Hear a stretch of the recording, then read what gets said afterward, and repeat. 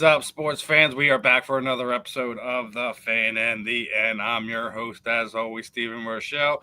And the big man next to me, as always, my right-hand man, Mr. Ben Troupe. Ben, how are we feeling this morning?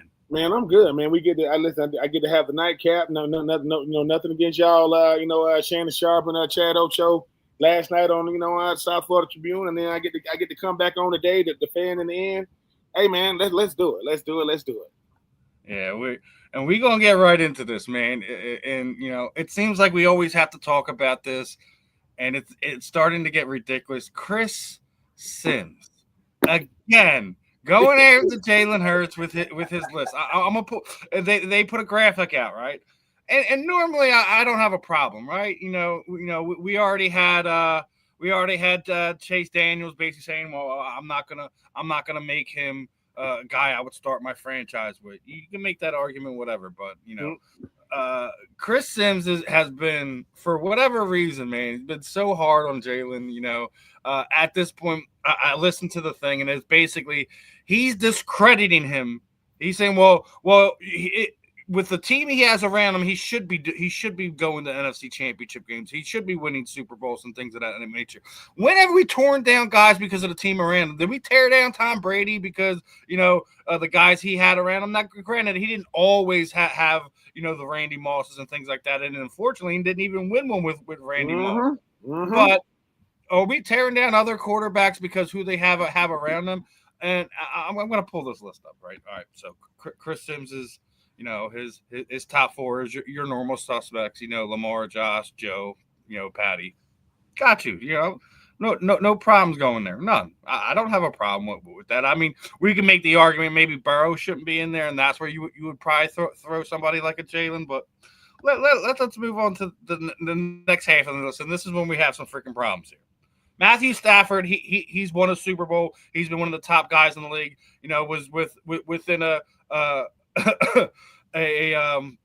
a sack away from knocking us out of the playoffs. So I don't really have a problem there. But when we get into these next handful guys, Jane Daniels, amazing rookie year, right?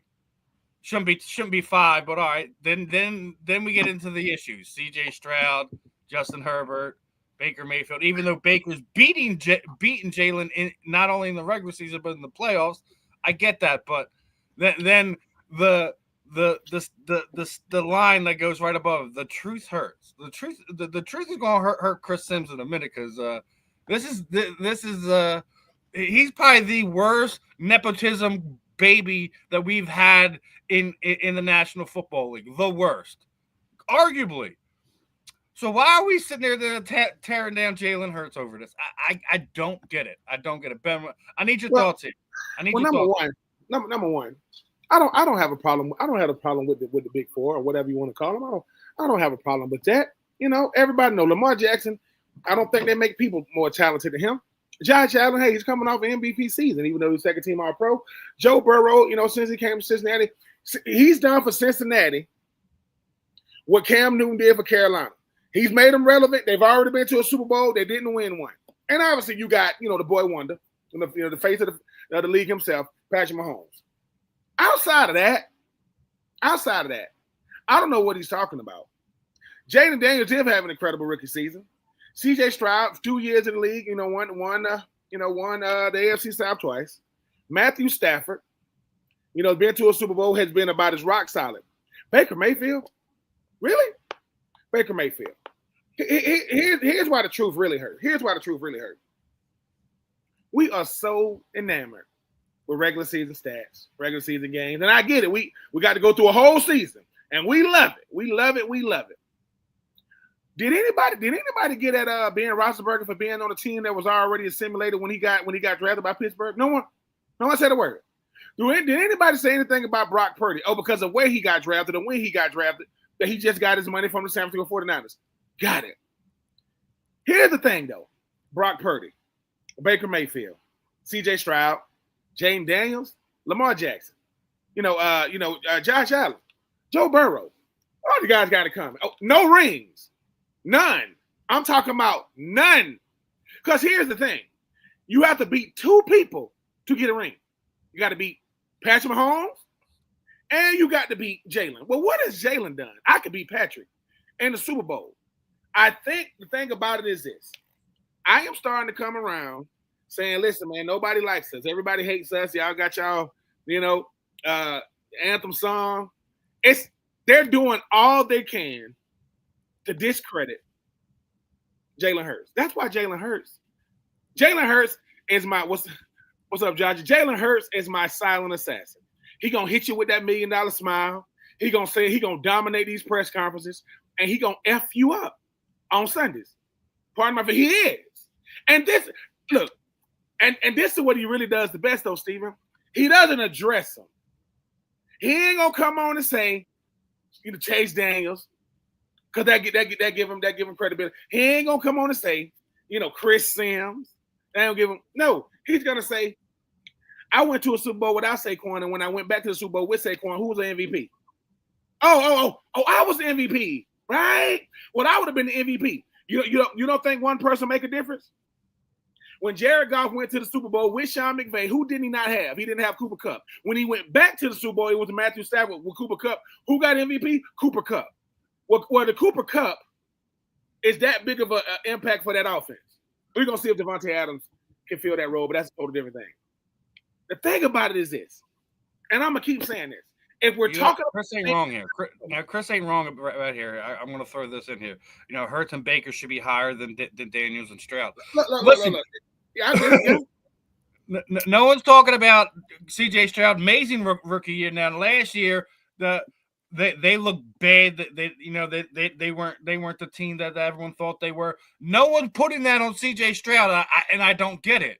Because for the same thing that we're just talking about with Jalen Hurts, Baker Mayfield. I mean, he's up, he's down, whatever. He has been a different quarterback since he left Cleveland, since he's been in Tampa Bay. He's been the guy that you kind of thought he was coming out of college. So I'll agree with that fact that he should. Jaden Daniels probably should be just in the top 10.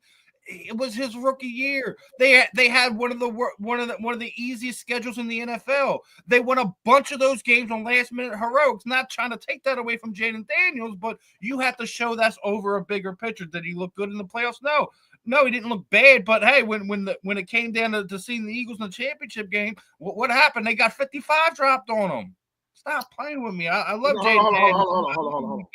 Go ahead. I see what this is about. I just seen it. Uh-oh. Was Jalen Hurts in the same draft as Joe Burrow? Yep. Same draft. Same draft as Tua. So the guy who, ended up being the starter, same draft. He's lapped all these dudes. And sometimes, right, we got to just say this out loud. We get it wrong. I get it. Jalen Hurts wasn't nobody's cup of tea when he came out because people thought he was gun shy because he had the 1 year at Oklahoma. What did he do with Oklahoma? He was a Heisman Trophy runner-up. That's what he was. But he went second round. Joe Burrow, 2019, I get it, man. He's going to be the bona fide #1 overall pick. Justin Jefferson was the first round pick. Chase Daniel. Chase Young was the second overall pick in that draft. All I'm saying is this. Sometimes I'm just better than what people thought I was. Sometimes, right? I'm not going to be nobody's media darling. I'm not, because I keep on being something that people expect me not to be. I keep on being great when people don't expect me to be good. Jalen Hurts is great. And you do not have to like it. Because if that's the case, when Jalen Hurts was a second-team All-Pro, why didn't he win MVP? Because that's what Josh Allen just did. Joe, this is what happens when it comes to these quarterbacks. We hear the same names over and over. Patrick Mahomes, Lamar Jackson, Josh Allen, Lamar Jackson. You know who else was in that draft? Justin Herbert. He was in that 2020 draft too. And Justin Herbert, they want him to be so good coming out of Oregon. We ain't even going to talk about Oregon, the brand, because everybody seems to think Oregon is the greatest. Oregon got Nike. Stop the nonsense. And they got 100 different jersey combinations. I'm just saying Jalen Hurts is what the NFL is supposed to be. Second round pick, Carson Wentz. He's the reason why Carson Wentz is. I don't even know who Carson Wentz playing for these days. But the greatest validation that Jalen Hurts get is why am I renting so much space in y'all minds? Y'all do all y'all can to invalidate me. But you can't. Yes, it's great to have Saquon.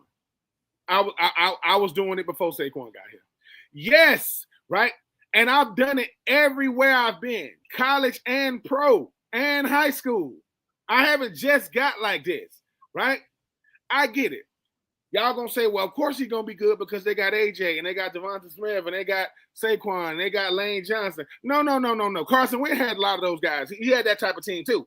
He had Alshon Jeffrey. He had Ajayi. Like, he ain't got the same player. He had that caliber. Did he win the Super Bowl? No, that would be Nick Foles because he got hurt. The two things Jalen has that no one wants to give him credit for, right? Listen, he has thick skin and he is durable. Yes, he's got nicked a little bit. He don't get hurt that much. So what are they gonna say in 2025 though? I've already been to 2 Super Bowls. Lamar Jackson has never been to an AFC Championship game. Josh Allen cannot win an AFC Championship game because he can't beat Kansas City. Yes, Joe Burrow made it to a Super Bowl and had the worst offensive line and couldn't seal the deal against the Rams. Jaden Daniels got to prove he's not a one-year wonder. Baker Mayfield got a shot to win the NFC South because it's the freaking NFC South. I mean, you got to beat Carolina, Atlanta, and New Orleans. I mean, come on, right? CJ Stroud going to win the AFC South for the same reason Baker Mayfield wins the NFC South. CJ got to beat the Colts, the Titans, and the Jags. That's who he got to beat to win this division. And now Matthew Stafford, I think, has been disrespected throughout his whole career because he was incredible for Detroit. Finally gets to go to a winning franchise, win the Super Bowl. But I guarantee you, if Matthew Stafford meets Philly this year again, it ain't gonna go the same. That was a beautiful game last year, by the way. I just think that it's more of a Philly thing than Jalen thing. Because people have a problem with Philly nationally, and I'm not understanding. Nick Sirianni rolls to the beat of his own drum. You know, Howie Roseman said they won't even invite me to the GM meetings because I'm laughing at people. I'm lapping people. And I just saw what y'all owner just did. What, 50 mil? You know what I'm saying? Donate. Yeah, wait, I'm gonna pull that up. What Jeffrey Lurie just did is something special. Right? Wow. He dropped a $50 million gift on Chop here in PA, and he is now officially have a Lurie Institute here in one of the local hospitals. And for people that don't know, is that every year when the Eagles are doing all this extra stuff in the community, it's for the Eagles Autism Awareness Fund. So he has now officially been the highest donor to the autism community. So we were just talking about it a few weeks ago, with the passing of Jim Irsay. Uh-huh. A lot of these guys that they are more known for just being the owner, and some of them are also known for connecting with their players, connecting with their community, giving back to their community. What Jeffrey Lurie just did for the autism community, can you name me another one of these millionaires, billionaires that are giving back this much? I mean, there are. I'm not saying that there aren't, but can anyone name a specific thing that's going to help? I'm pretty sure Jeffrey Lurie, man, just by saying this, he's probably very, very generous with his money, very, very generous, with his time and his influence. But autism is something, man, that we don't, talk enough about. And being a parent of a child with autism, I definitely understand. I appreciate Mr. Lurie so much because his donation brings attention to something that we need to be more aware about, because autism, it affects us all, even if it don't affect us all individually, it affects us all collectively, and we need to make sure we understand. Sometimes, man, autism is something that either you can physically see it or you can't see it at all.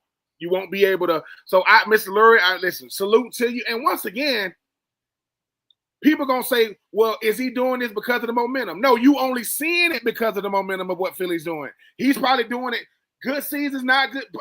Probably go all the way back to Donovan McNabb time. So, they have been doing it that long. They have been doing it that long. He's, we were talking about it a few weeks ago, what they've raised. I think they've raised $5 million this offseason. Just this offseason for autism awareness. So, and yeah, you're right, Chris. That top list, Mahomes and Hurts is the only one that has won anything on that list outside of Matthew Stafford. So like that's why Mr. Chris Sims became the topic of my irritation for this Wednesday morning, because it's getting ridiculous at this point in time. He should be ripped off of CBS, whatever network he's on. He's just making things to fit his narrative. Oh, we have to forget about the last 10 games of last season. Just because of what? Like, we all thought, it was more on at least here in Philadelphia, felt that it was more on Kellen Moore as being quite predictable in the formations they were running and things of that nature. But it was, if you look at it, every time that the Eagles had a big play or something big happen in that the last 12 weeks of the season, including the playoffs, what was happening? Jalen was at the line calling audibles, moving guys around. So you could sit there and say and try to say, oh, well, well, we talk about like the stat patterns. Like, for that matter, Aaron Rodgers threw for 4,000 yards last year. He still walks on water to these guys. Man, come on, stop playing. Nitpicking. No, what you know this, Steve. Think about this. Sometimes, when we was growing up and people telling you about what it's going to be like when you become successful, they didn't tell us the part we need to hear. Yeah, man, people gonna celebrate you, people gonna cheer for you, but it's gonna be a lot of criticism, and it's gonna seem like it's gonna come from all sides. Why? Because people can't criticize something they don't know about. They have to watch you, they dissect you, they study you, and they're trying to find the parts, right, to nitpick. And people gonna say, yeah, but we want it all.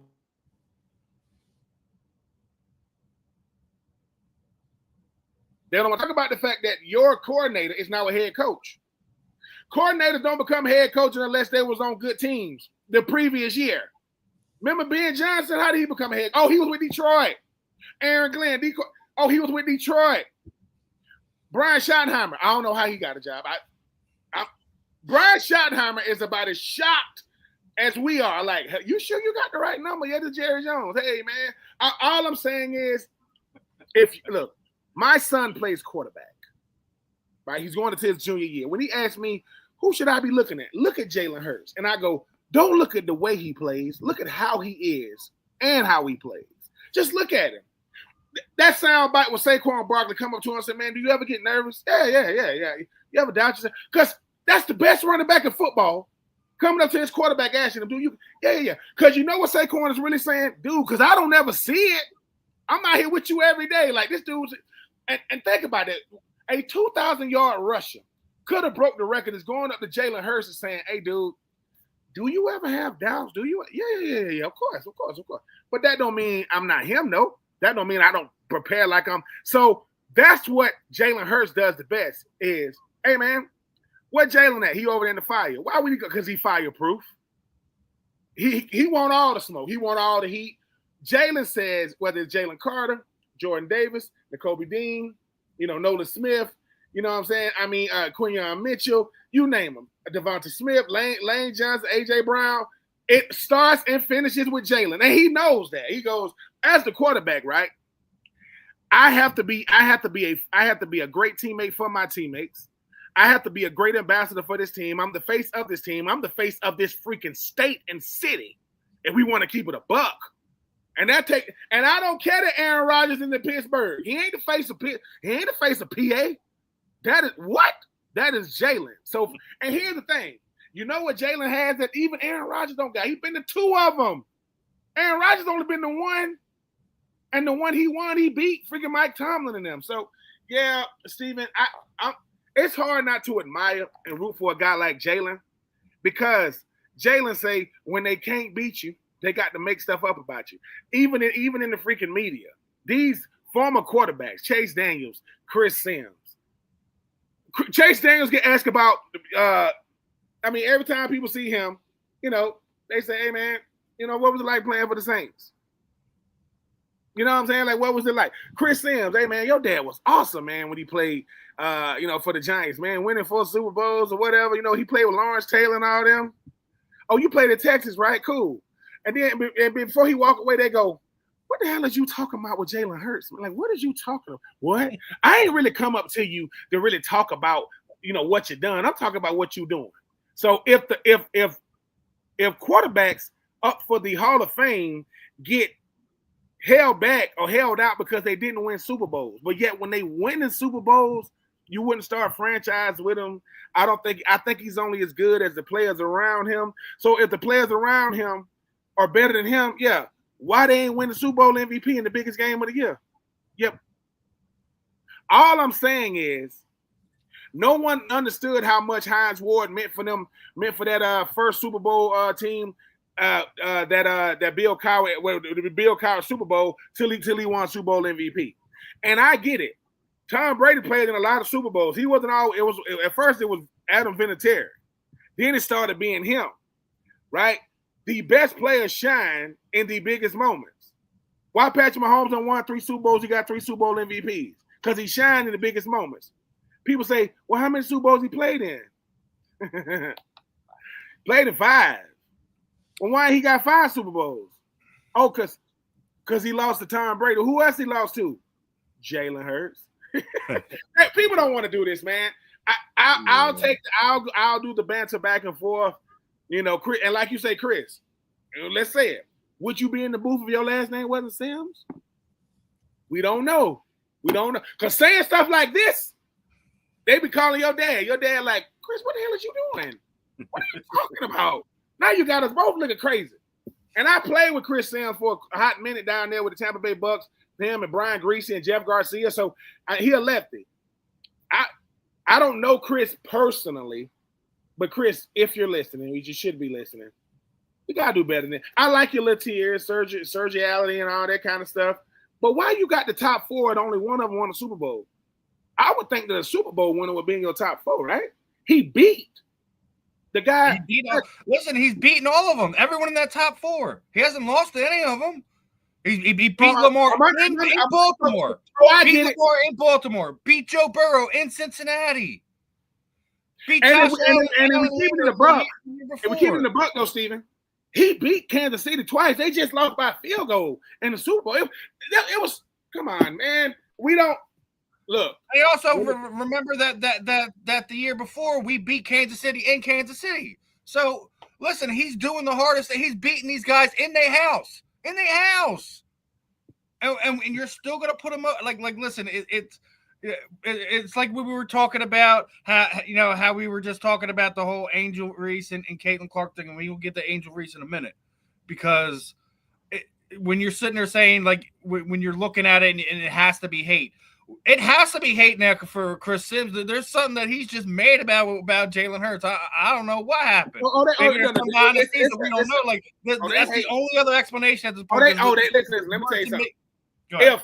If Randall Cunningham felt a type way about Jalen, I can understand it. If Ron Jaworski felt a certain, I could understand it. If Donovan McNabb felt a certain type way, I can understand it. If Matt Barkley felt a tight way about, I can understand it. If Carson Wentz felt a tight way, if Deshaun felt a tight way, if Michael Vick felt a tight way, but that's not jealousy. That's, man, I just wish I knew what that felt like, right? I just wish I know what that felt like. Mm-hmm. When these former quarterbacks saying these things, people start saying, dude, y'all say anything on TV. Yep, some of them will say anything. Like, it's almost like you go to your program director, your producer, whoever that person is, him or her, I don't know, and they say, "Hey, man, I'm thinking about saying y'all have y'all program meeting in the morning or whenever y'all have it." And Chris comes up and says, "I got this list." Nobody in that room goes, "This list is kind of like I don't mind that you got the guys, the top 4 that you got. Oh. Why you got Jalen Hurts number 10? Oh, because he wait. Jalen Hurts has beat almost everybody on this list if he's played them. Yeah. But I go, so was Matthew? The only one he ain't beaten was C.J. Stroud because he hasn't played the Texans yet. Yeah, I said, so let me get it straight. So are you saying that Matthew Stafford was only good in Detroit because he had Megatron? No. Oh, okay. Are you saying that Joe Burrow was only good because he got T. Higgins? Yeah. And he got Jamar Chase? No. Oh, okay. Got it. Are you saying that Josh Allen is only good because he used to have Stephon Diggs? Because none of these guys can beat the guy in Philly. Like, Charles Barkley is one of the greatest basketball players of all time, and John Stockton, and you know what I'm saying, Karl Malone. You know what I'm saying? Like some of the greatest, right? It's not that they weren't great. They couldn't beat the greatest. They couldn't beat them. That doesn't. And sometimes you just play in the wrong era. If you played in the Tom Brady era, if you don't think that one guy can do it, from 2004 to 2020, I'm gonna say 2020. 4 guys in the AFC win the championship. Only 4. Tom Brady, Peyton Manning, Joe Flacco, Ben Roethlisberger. That's it. The whole AFC. And Tom Brady went to a bunch of them. Tom Brady went to I think he went to 9. Right? He went to 9 when he was over there. So you got 9 from him. You got 3 from Ben Roethlisberger. You had 1 from Joe Flacco, and you got 3 from Peyton Manning. So when people start saying, are you telling me, Ben, that one guy can dominate the NFC? Watch him. If you don't think, well, listen, he's doing this thing right now. They were just doing the kind of press conference after like the first first mandatory OTAs and things of that nature, and media's talking to him. He's been talking to MJ. He's been talking to Derek Jeter. He's talking to these guys that have this that unbreakable will, that championship mindset, to what it took for them so they could repeat. He wants to make sure. Ben's already called for it. He's already called for it. He's already like written the check out. But this is the thing though, Steven. When he left, when Tom Brady leaves, yeah, he goes to the NFC. Now Kansas City. Now they got one guy. He's not been to 5. So one guy can dominate, and I think. So basically, me and Steven, we was hanging out in the NFL offices, and they going over their script. They say they got a script in the NFL, and I say, why ain't y'all got Jalen Hurts in this script? He ain't a part of the script. He effed y'all script up last year, didn't he? Yep, messed the whole thing up. It was supposed to be the 3P. Oh my God, Patrick Mahomes, greatest thing since sliced bread, greatest thing since microwave popcorn. And Jada Daniels said, F that, F your script. I ain't buying y'all brand, and that's what this is. Jalen Hurts is a disruptor. Everything's about listen. I think it was Batman Begins when they had Heath Ledger as the Joker. One of the best movies. Love the Batman series. Dark Knight. Batman Begins was the first Dark Knight. The Dark Knight. He said, all right, no, brother. he said, nothing. No one goes crazy if everything is a part of the plan. As long as it's a part of the plan, it could be something catastrophic. As long as it's a part of the plan, no one bats an eye. No one goes crazy. But you start going against his plan. People like, come on, Jalen. Hey, just go with the flow. We want Joe. We want Lamar. We want Josh. Right? We want Jaden. We want Patrick. We don't want Jalen. Well, that's what Jalen said. Sorry. I'm playing for something different because I know that my legacy will be only cemented when I'm the last team standing. I got 2 NFC championship games. I got 1 Super Duper Bowl. I've been to 2 Super Dupers. If the next 3-peat in sports comes from Philly, because Jalen asked his wife, "Oh, they mad at me? Oh my God!" Because she can report to him like, "Oh my God, baby, they so mad. They are so mad at you right now." Really? Yeah. They can stay mad. If they mad now, they gonna stay mad because my best football ain't even playing. That's what people don't want to say. His best football, he ain't even playing it yet. I agree. Man, I love agree. He hasn't played his best football. Even the Philly beat reporters that typically beat down on Jalen has been sitting there saying how amazing he's looked in training camp. But I do want to switch gears, Rychel. We're talking about making people angry. Man, SGA did that thing. And we talked about it, as we were getting ready to break it down, like, could he be one of these guys that breaks that scoring mark, right? Well, through the first 2 games, SGA's had the most points in finals history for being the first time guy in there. Now we were talking about, Ant could be the face of the league. Tyrese Halliburton's making his stand for being face of the league. Are we sleeping on SGA? Or am I sleeping on SGA? What do you think? You think the Thunder's gonna turn the page now and really rip up the script of the NBA? I think they will, and I think they can. For SGA is just one reason. small market team.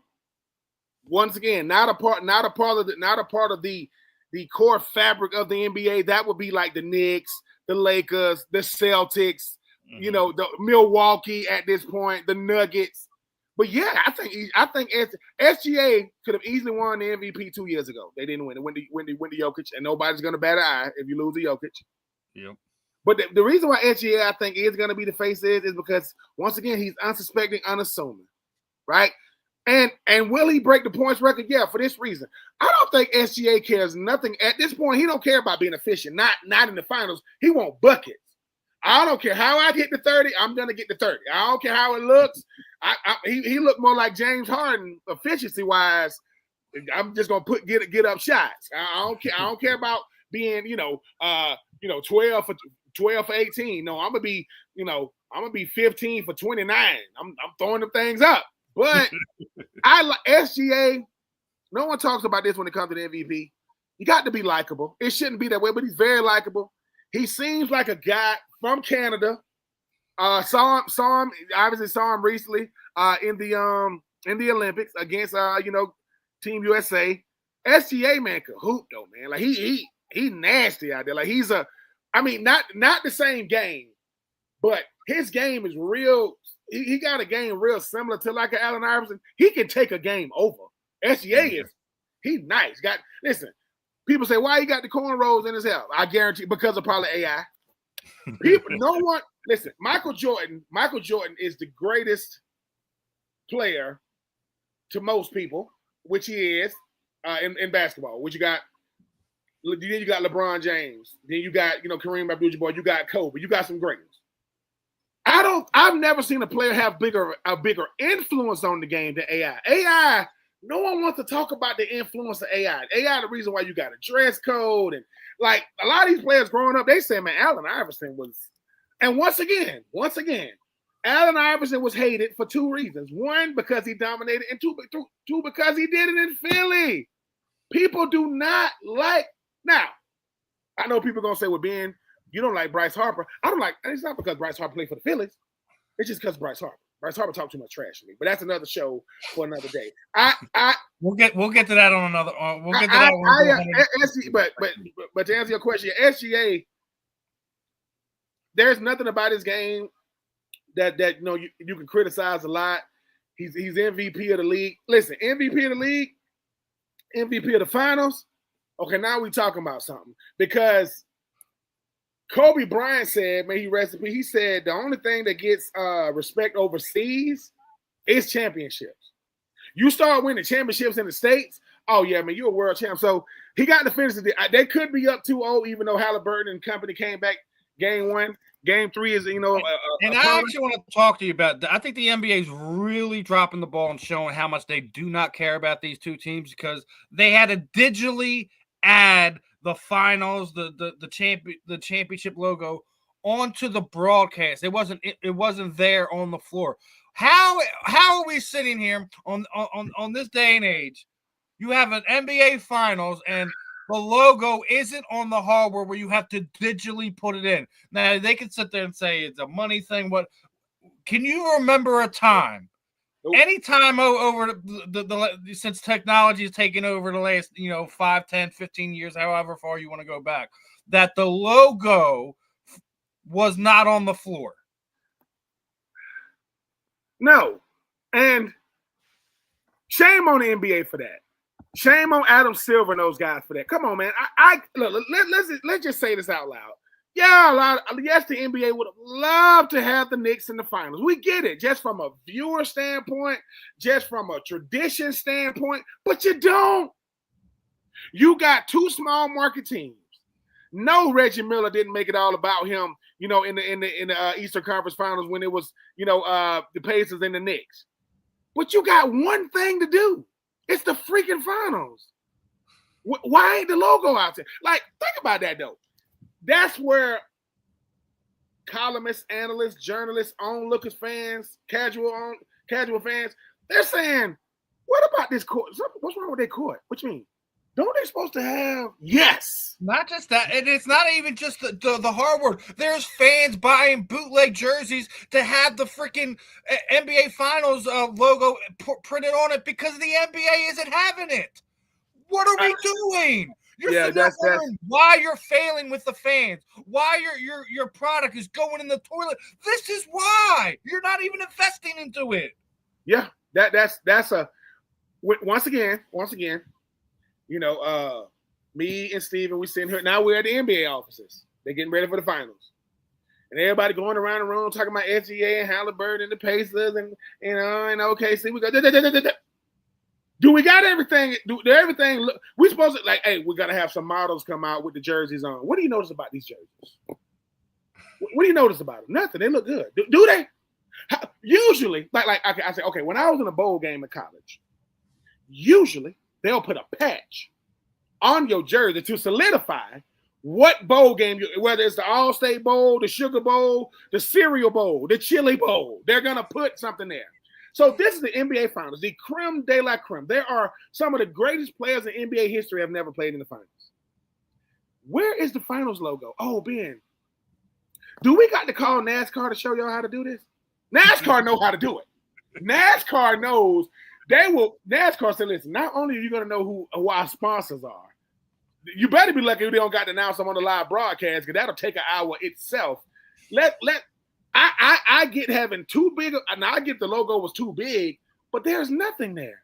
It's just a somebody went. So you go to the pro shop in Indy, you go to the pro shop in OKC, trying to get an NBA Finals, you know what I'm saying, SGA, nothing. Halliburton, come on, people. Like, I mean, if you think about it, anytime, it doesn't matter if we're talking, World Series, Stanley Cup Finals. That's when your team makes it there. That's what the fans are buying. I need a Super Bowl jersey. I need a World Series jersey. I need an NBA Finals jersey. It is the biggest slap in the face of the fans. Yep. And they're sitting there wondering why the ratings are in the tank. Why they used to be, fighting for that number one sports franchise in the United States. They're fighting for 4 right now because in my opinion, baseball and hockey has jumped them. Regardless of what viewership says and said, you used to dominate both Christmas and Thanksgiving and New Year's, and you don't dominate none of it no more. None of it. Nope. You don't push your stars. The NBA, because for those of you that, okay, what is every league known for? I say, well, baseball, it's about the teams. It's about them teams. Right? NHL, it's about the physical, it's about the physicality of it. You get to get physical out there. We'll get into that in a minute too. Football, it's about the logo. It's about the logo, the NFL logo. The NBA is the only game that's about the players. You know the players first, and then the teams they represent second. Well, now, how are you not gonna have look? We are back to the days to where I remember when the one thing that Michael Jordan and all of them did, the regular season MVP was also in the finals. Like I wasn't just the best player, I was on one of the best teams. Well, you got that at SGA. Who cares? SGA family, his mom, dad, brothers, sisters, nieces, nephews, aunts, uncles say, hey man, hey listen, we just got off the plane. We finna go to the shop, to the fan shop, and get your jersey. All right, before we get to the crib. All right, cool. Hey, what's up with this fan shop? What are you talking about? Like they got your jerseys in here, but ain't no NBA Finals on them. You sure? Go to the one. Okay, which one you at? Oh, go to the one over here. They went to all the fan shops in OKC. Nothing. And you know what the people in OKC at these fan shops are saying? Dude, we don't get it. We was looking for them too. We don't tell nobody. What you mean? Like, we hope you don't notice. You hope we don't notice there ain't no NBA Finals logo on the freaking jersey. Now, if it was an NBA Finals logo on a Knicks jersey, that would be a problem because they ain't in the finals. But think about that though, Steven. Do you think the Knicks, they don't even got to talk to the NBA? That's not gonna. There's some dude in Brooklyn or the Bronx. They gonna be like, dude, if the Knicks go to the finals, the next day the NBA Finals jersey going on sale. They're gonna give you an address on 125th in Harlem. It's such a letdown because it shows that the NBA didn't expect these two teams to get in there. See, this is the part I don't like. You thought it was gonna be, Tatum and the Celtics versus like somebody, in the okay. So you thought it was gonna be Boston versus OKC. Granted. So you had OKC in the finals some kind of way, granted, because Cleveland had an incredible year this year. You ain't even put the logo on there. You got whoever you know how they got the people that do the sewing. What y'all didn't send it to their crib? Y'all what? It's not on the court. It's for the viewership of the fans and everybody watching the NBA. So people are really at these games with just regular season jerseys on, fresh out the pack. No, this is what they should do. NBA, here's what we should do. Every fan that comes to a game that has on a jersey, y'all should sew it on there for free. Free shipping, sew it on there. Because what are we like? What SGA, Halliburton's dad. Hey man, you used to make headlines. Go tell somebody. Go on the court and try to fight SGA daddy or something, and listen and yoke him up and take his jersey and push it and say he ain't got to. We need to do that. That's ridiculous. That's ridiculous. NBA man. I would say do better, but how you had two things. You had one job and you couldn't do it. You had one job and you couldn't do it. They should have, listen, whether it's in an Indy or OKC, have a sewing machine spot built into the stadium and just let people, hey man, I'll have it to you by halftime, bro. Well, yeah, what's your name again? I just come back by. Got you, man. That's my fault. That's ridiculous, man. That's ridiculous. And speaking of ridiculous, I don't know if you've seen what happened in the wild scene in Game 3, where literally everyone on the ice was fighting. Like, come on, are we like this is what we're talking about? The NHL has passed you by. The thing that makes the sport great, the nitty gritty part of it. The part that the NHL has been trying to hide under the ice that like it doesn't exist anymore is front and center. Is it going to happen the whole time? Absolutely not. The Oilers were getting their tails kicked in. They were getting frustrated, and guess what? The referees put the whistles in their pocket and let the men sort everything out themselves. I mean, this is why hockey has leapfrogged the NBA to be in that second position, and Major League Baseball is really clipping at the NBA's heels to knock them down of being the fourth of the four major sports.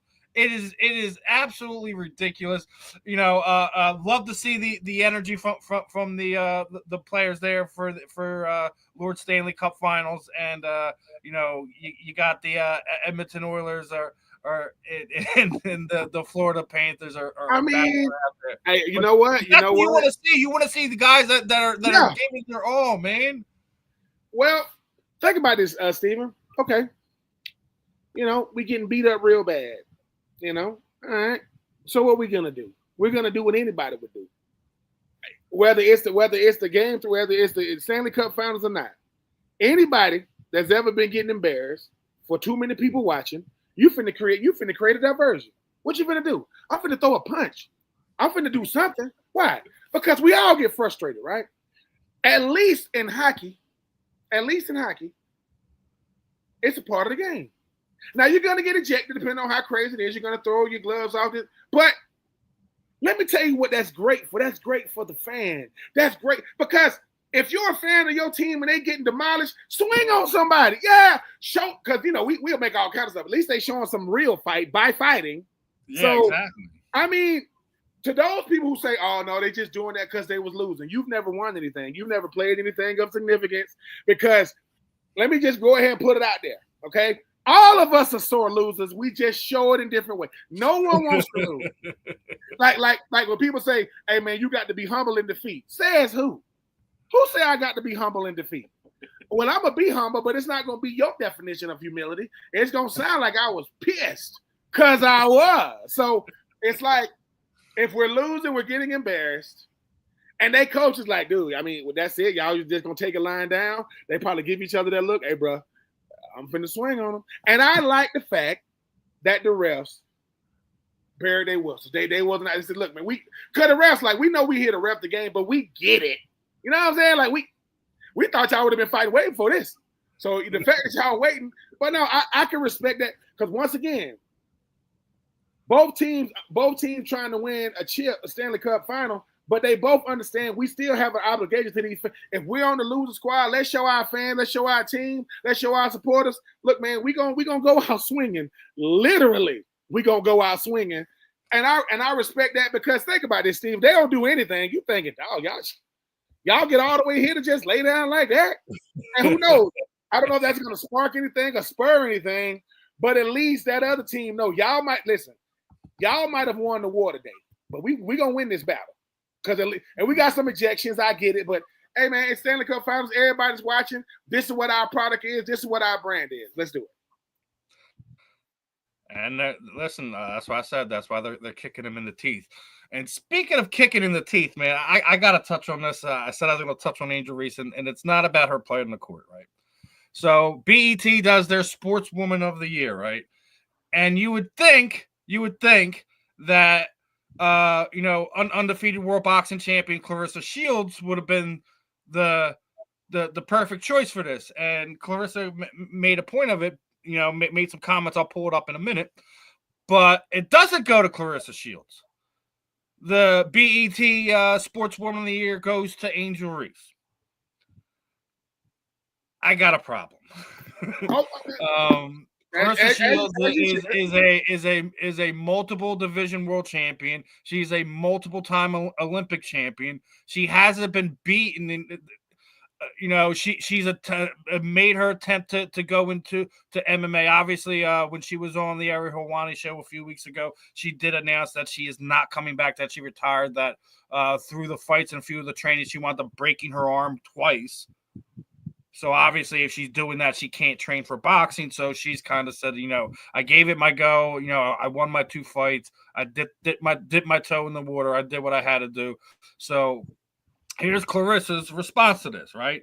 Like, basically saying she didn't know she won, but congrats to Angel Reese and all the other nominees. I just thought, accolades mattered. I agree with her absolutely with that. Accolades should matter in that category. We're talking about the BET Sportswoman of the Year. I don't know what Angel Reese did last year to kind of warrant that, but and she basically said, but let me go up and make up for the 2 days missed grinding to go in the gym and attend this BET stuff, defending my undisputed title July 26th. When I win that fight, that'll be 19-time world champion. How is that not the biggest snub of the year at this moment? I know, it is the BET awards, but when we're talking about black athletes, that's like, especially for female athletes, that's something that, we talk about Serena Williams, people of that nature. When has Angel Reese been the MVP of the WNBA? It hasn't happened. Well, that's not going to happen. Well, I respect Clarissa Shields so much for being open and honest about this, saying, why didn't I win it? Clarissa Shields been doing this for a minute, man. She ain't old. I think she's still in her 20s, but she calls herself the GOAT for a reason, the greatest, woman of all time. And 2-time world champ, 3-time world champ. I'm about to be 19 times. Accolades. The problem with this is this. You horsing up Angel Reese just cause. Like, you're not, and it causes this fake sense of accomplishment from Angel Reese. Look, you vote for who you vote for, you make it who you make. Clarissa Shields been winning titles for so long, she don't know. Like, man, I can't remember when I did anything on the amateur level. Angel Reese, look, is she gonna be? I get it. She's on the Netflix special. She's part of Reebok with Shaq and AI and all that kind of stuff. And you only go, outside of, watching her. If you get a chance to watch her, you doing this based off of what? Because she gets criticism. Well, some of that stuff is warranted based off the kind of things she be doing. You doing it because you want to, horse her up. Look, and I get it. You could have gave it. Her getting it ain't right, just like her getting it ain't wrong. Clarissa Shields is saying, well, dang, like, am I just out here? Yeah. Do they not care about what I do? No. Do they only care about controversy because who I'm dating and who her boyfriend used to date? That's a whole nother show, maybe. And it's like, that's been going on. It's Clarissa Shields like her, dislike her, watch her, don't watch her. She's an incredible boxer. And all the women that got something to say don't want to see her in that ring. They're going to talk a lot. But when it comes, like, listen, you know, I just know that you could have had two of them then. If you're going to give it to Angel Reese. Because now, if you do give it to Clarissa Shields, she's going to be like, well, is this like a makeup year? Is this like, oh, my bad for what happened? I don't know how they do some of these. The male athlete of the year or the woman athlete, when they used to give it to Serena Williams like every other year, nobody batted a freaking eye. Nobody. Right? Nobody. You know who they could have gave it to? God, what's her name? They could have gave it to Coco Gauff. Did she just win the French Open? Doesn't matter. Nope. And that was controversy with the girl because she beat the number one player in the world.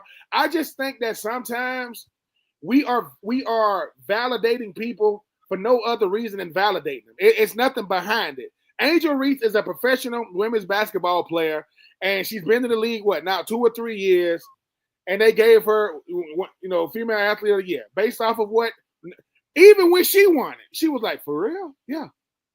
I won it? I got to go out there? Yeah. Oh.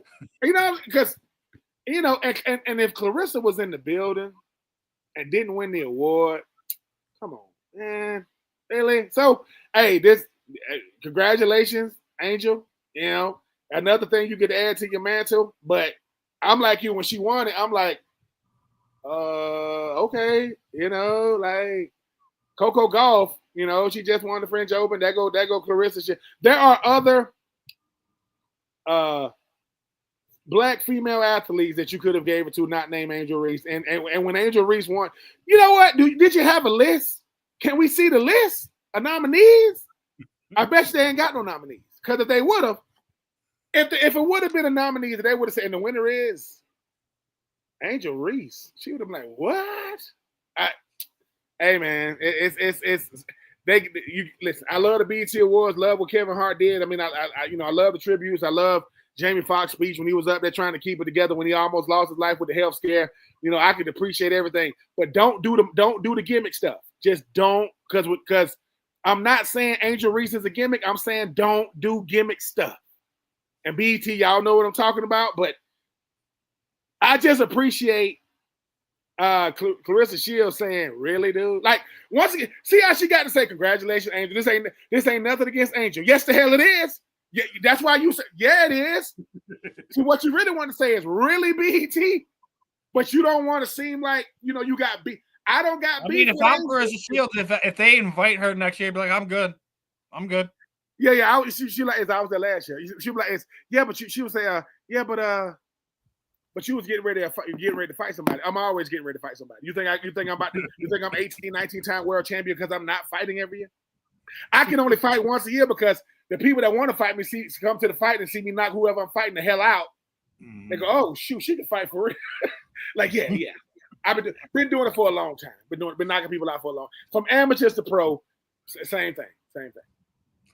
Yeah, it's you kind of hit that one on the head. I don't want to give her any more attention than she's already gotten for this, but it's just in my opinion, it's a sad day, and I'm going to stick to that. I think that if invited next year, I think Clarissa Shields should respectfully decline, and on top of other drama, we're going to have to bring up Mr. CJ Gardner-Johnson again.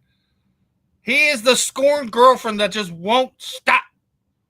So, apparently Vic Fangio had his exit media press conference and kind of laid it out there. They was asked about what he thought about CJ. He said he thought that it was a cap issue that he went, and then Mr. CD Deuce basically said he was a test dummy for them. That now they could be like it was scheme work, didn't make it work. He had zero issues with people, and basically said, don't do them young boys like you did me. He just cannot stop. Like, we allowed this thing to kind of end amicably. That when asked about you, he basically, for his understanding that it was a cap issue. Like, why are you so angry? You came back, you won a Super Bowl, you got paid, you still getting paid. You're gonna be on a virtual playoff contender this year down there in Houston. Why can't you just let sleeping dogs lie? You got to CJ got to kick the dirt up and it has to find a way to get in the headlines. And me as a Philadelphia fan, like I get it. He's upset. I'd want to still be here too. I get it. I do. But me and you already knew that there's a big man up front that's about to get paid.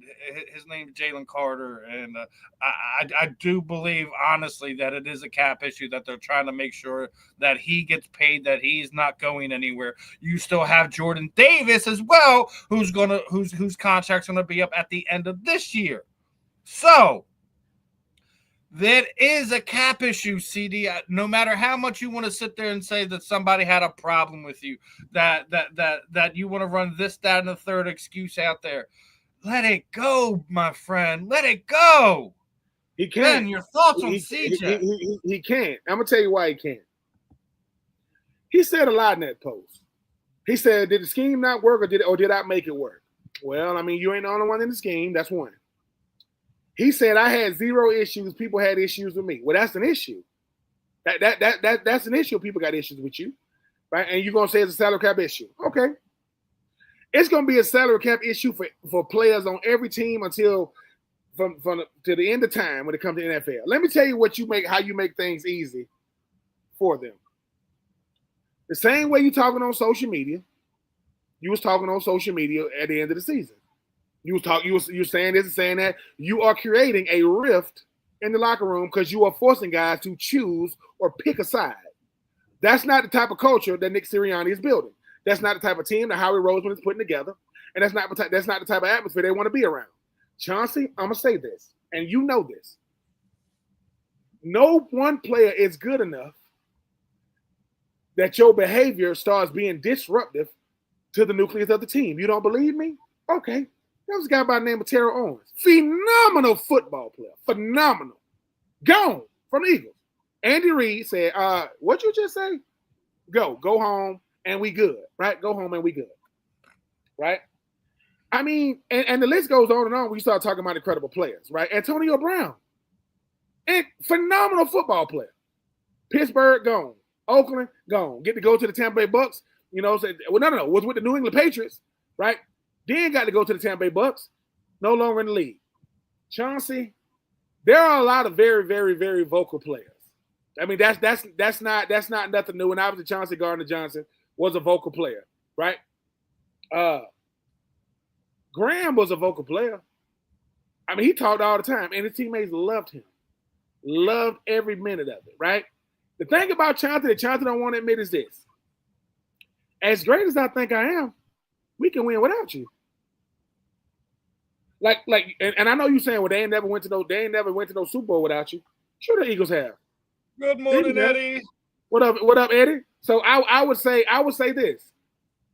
You know how that one you was with was the one you wanted. You won't leave her alone. She said, "Go on, Chauncey. Go on. You want to be with a chick down there in Houston. No, baby, I want you. No, you don't. Because every time I check your phone, it's a Houston area code. Every time I check your phone, there's a chick from Houston. So now you're down there with the chick from Houston, right? Old girl. Cool. Y'all had her. Here you go. But you saw me at one of the times most influential people. Huh? The culture in Philly is the best culture in football. You know that. You know how you know it's good? Why? Because you was there. And it was still good. They want to keep it good. They want to go great. And this is how you do that. They said every year a team says, all right, who could potentially be a problem? What is the problem? How do we get rid of that problem? You don't know which one you were, Chauncey, but you was one of them. They got rid of you. They moved on. And guess what? And just to show you it wasn't personal, Darius Slay got to talking. Where is he at?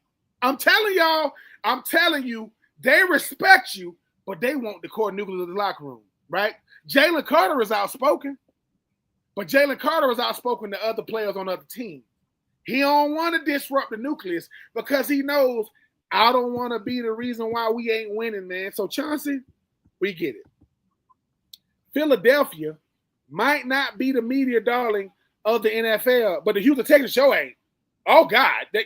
They are definitely not. Right? And I think what it is right. Chauncey's been in Houston a little while, and he can't do nothing but compare Houston to Philly, and he's thinking, dude, this ain't nothing like Philly, really. Like, I mean, ain't no state tax in Texas, so I can get a bigger check, but dude, like, really, like, is Houston and Tennessee a real rivalry? Yeah, to Houston and Tennessee, not to the league. Houston versus Indy, Houston versus Jackson. Dude, I was in the NFC East twice. Yeah. They got rid of you the first time, right? Yeah, and you didn't learn. See? These are patterns. They got rid, for whatever reason, they got rid of you. You went to Detroit, and they welcomed you back. Hey, welcoming back. We want to bring that old thing back. So first you was cheating on him with a chick from Detroit. They let you go to Detroit. Now you started hollering at a chick in Houston. Now you're in Houston. I think Chauncey Gardner-Johnson is getting this. He can't get no reaction from his former teammates no more. We all reacted to you, Chauncey, when you were an Eagle. AJ ain't gonna say nothing. Devontae ain't gonna say nothing, right? You know what I'm saying? Cooper ain't gonna say nothing. You know, nobody. Blankenship ain't gonna say nothing. Oh, I know. Cooper and Blank got a freaking podcast. Uh-oh. Now they can talk. Now they can say. Listen. And I know what you're saying. Them dudes, they never talked when I was there. They talking now. They talking now. So all I'm saying is, Chauncey, I love you. You know what I'm saying? You went to Florida, incredible player. But let Chauncey Gardner-Johnson be a cautionary tale for everybody in the National Football League. As great as the conversation you have at home with your family is not a correlation to what happened on the field and with the team. I'm telling you, just because you feel it, when you press send, you can't unsay it. When you go on these – now, Chauncey, you want to come on the fan and speak your piece, come through, baby. Like, you want to come and speak your piece? Come on. We have no problem with you coming on here. But I will say, when you said I had zero issues, they had issues with me, that don't really go together. You know what I'm saying? Like, I don't dislike him. He disliked me. Well, why do he dislike you? I don't know. If you know that he disliked you, you got to give me the reason why he disliked you. If you don't have issues, but they got issues with you, what people got issues with you? I'm just saying. But hey, man, it's once again, if DeMarcus Lawrence talking trash about no, DeMarcus Lawrence talking trash about the Cowboys, well, he ain't really talking trash. He kind of telling the truth. Michael Parsons didn't like it. Michael Parsons didn't like the fact. He's like, man, I've been in 10 years. We ain't gonna win nothing. We y'all gonna win with Brian Schottenheimer anyway. Chauncey Gardner-Johnson is realizing, dude, I might have messed this up. See, sometimes I messed it up. Why? Because I couldn't hold my tongue. I couldn't be quiet. I couldn't just sit back, air out my grievances in the privacy of my own home, talk trash on the field to my teammates, talk trash to my opponents, but don't talk trash about my teammates in the media. That's all. Listen, I want to say that's all you had to do because you said in your post, zero issues. They got issues with me. I don't know who they is or they are, but whoever they are, their opinion or decision got you up out of there. But you helped them now. Because if you don't say anything, there is 0%. I have no problem in saying if Chauncey Gardner-Johnson didn't do all he did in the offseason, he would be an Eagle right now. Mm-hmm. But sometimes I give myself more credit for what I'm doing on the team that I really think I'm doing. Because you thought, man, they can't do this without me. All right. You go and Darius Slayer's gone. Darius in Pittsburgh, you down there in Houston. I don't know what Pittsburgh gonna do. Nothing. I don't know what Houston gonna do. Nothing. I know what Philly gonna do. And guess what? You gonna be watching Philly. Darius gonna be watching Philly. I'm gonna be watching Philly. The world gonna be watching Philly. It's okay, man. You know what I'm saying? You know, handle your business down there in Houston. If you're lucky. Well, no, because the only way you would play those guys if they on the schedule, you saw them in the Super Bowl. And Houston ain't going to the Super Bowl. We already know that. This contract will be over before he sees Philly again, but that's an argument for another day. And speaking of contracts, what is going on in Cincinnati? Like, we already talked about this. We already knew they were going to be in cap trouble and whatever if they kept their guys, and they wound up keeping their guys. But now, not only is you got two guys holding out there. Shamar Stewart was the number one draft pick, and he still hasn't signed a contract. And you know, the media asked him a few days ago what was going on. And he's like, I can say what I want to. He feels he's 100% in the right. He just, he feels that the front office just wants to win arguments and looking like they in the right. But he's basically saying, I'm not asking Cincinnati of more than what they've already done in the past. So the fact that your number one draft pick is over there sitting there saying y'all would rather look good in the media than do what you need to do for your players, on top of the fact that your best defensive pass rusher has already said he's going to sit out until he gets a contract.